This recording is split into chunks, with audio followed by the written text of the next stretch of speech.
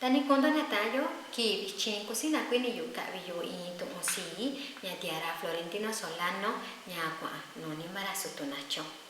¿Qué tal, amigas y amigos?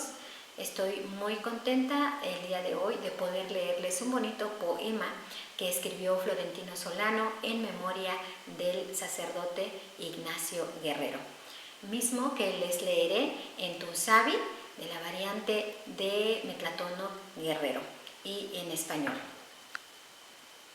Kamanico aquí, kamanico aquí, kamanico yo, satu miyu, di kuyu ki kwayu. Chitonira sutuna chonura, no iyu data, ra chitara iya shinura. Na yupindiatu benyuba, tandiatu nandi. Te shito nina divi dakaninina. Kamani kwa kuija, satu miyu, nikuyu ki kwayu. Kashindo kunyo, kondo ni, china yatara yashitandi wana.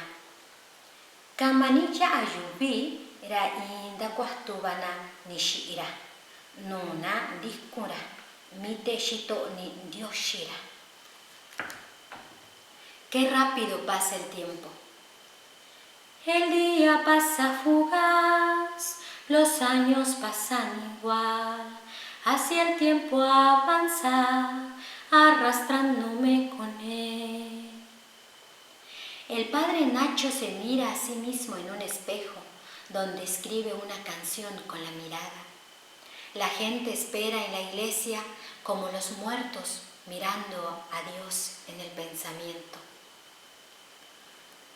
Los meses van sin parar, los años pasan igual, hacia el tiempo avanza, arrastrándome con él.